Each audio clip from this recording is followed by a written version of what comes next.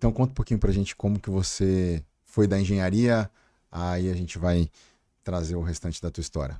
Não, é bacana comentar, porque de certa forma não é muito comum. Muitas pessoas que atuam hoje nessa área de marketing digital para negócios locais, como é a proposta da agência, vem da publicidade, desse nascem aí, né, no ramo acadêmico. Mas comigo a trajetória foi um pouco diferente.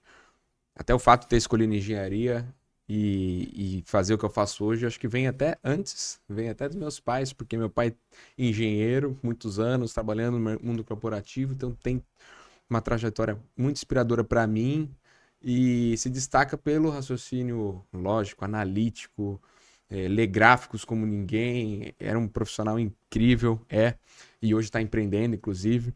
E minha mãe, uma professora criativa, cheia de ideias. Então eu fico muito feliz porque hoje eu consigo unir esses dois universos, assim, que são as minhas origens.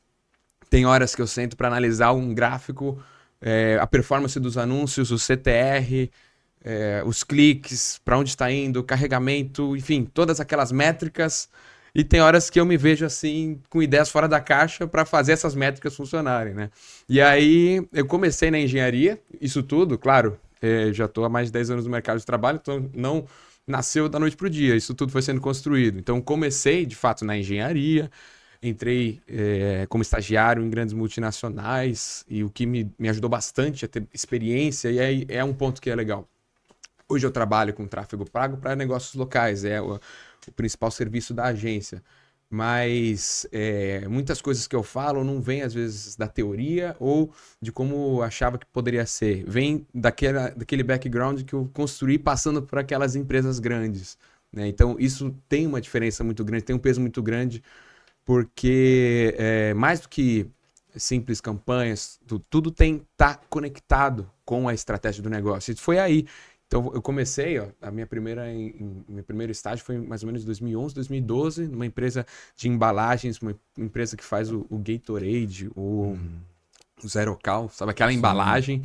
Então na área de qualidade lá. Primeiro o setor foi na área de qualidade. Então, visitando as indústrias que fabricavam essas embalagens, depois fui para a área de compras, desenvolvimento de novos negócios. Então, prospectava outros fornecedores com preços melhores do que é, se não é a maior, uma das maiores indústrias químicas, que é a BASF, né? Sim. Então, foi uma experiência muito rica lá. Depois de lá, fui para a Lubrizol, que é uma empresa também da área química, com diversas atuações na área química, mas especificamente eu me iniciei lá na área de tintas, de aditivos para tintas. Então, olha que interessante também, lá foi uma grande escola no ramo das vendas consultivas, porque lá a gente trabalhava promovendo produtos importados, aditivos específicos, dispersantes, ceras, que vão na formulação das tintas, mas eram produtos e são produtos de muita especialidade, muito caros. Dólares por quilo e alguns até centenas de dólares. E a gente lidava já com concorrentes chineses, com contratipos. E então eu pude me desenvolver na área de vendas comercial, na área de vendas consultivas, mais especificamente, que é basicamente o que eu faço hoje, porque também vender serviços de tráfego e outros não é algo como vender um produto Físico, simples, né? né? Um É uma pão. venda transacional, que a gente chama. Então, toda essa visão construída. E é claro, é importantíssimo falar, não tem como a gente falar da nossa história se não falar de Deus, né? Sim.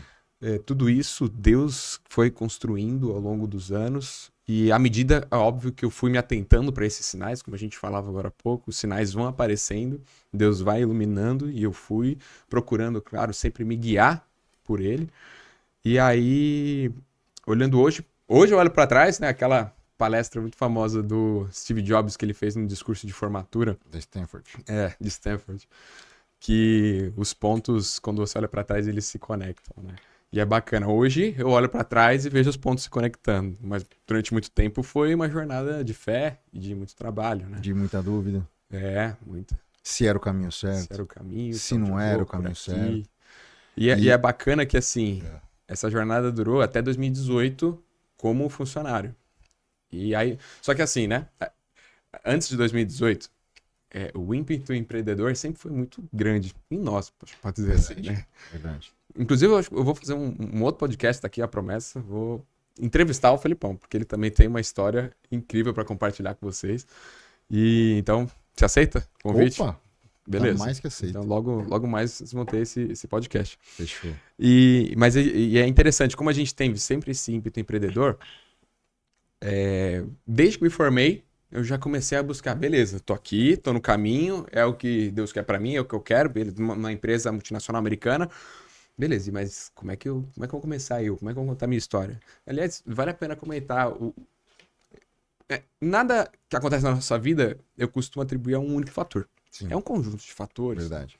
Mas tem um que se destacou por despertar em mim empreendedorismo. Uma linha editorial da Endeavor que fomentava elas traziam grandes empresários e eles contavam o day one deles. O dia que eles chamavam day one, o dia que eles tiveram a virada assim de pensar, isso dá um negócio. E aí eu lembro muito bem da história do Robin, esqueci o nome dele especificamente, mas é o fundador do Shining Box. Sei. Né?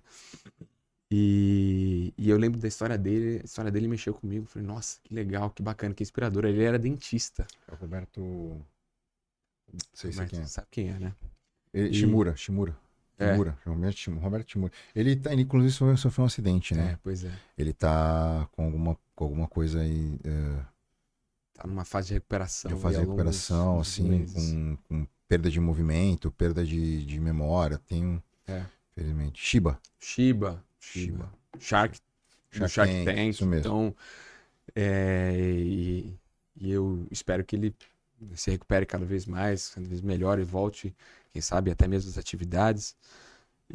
Mas, assim, a história dele mexeu comigo, porque ele contou, ele era dentista, foi para os Estados Unidos sem grana, assim, não é que... Ok, ele tinha lá, não era uma estrutura, mas ele foi para lá, a viagem especificamente, e aí comeu o yakisoba numa caixinha. Ele falou, cara, isso aqui pode dar certo. Trouxe pro Brasil, enfim, né? Depois vocês assistem lá, tá?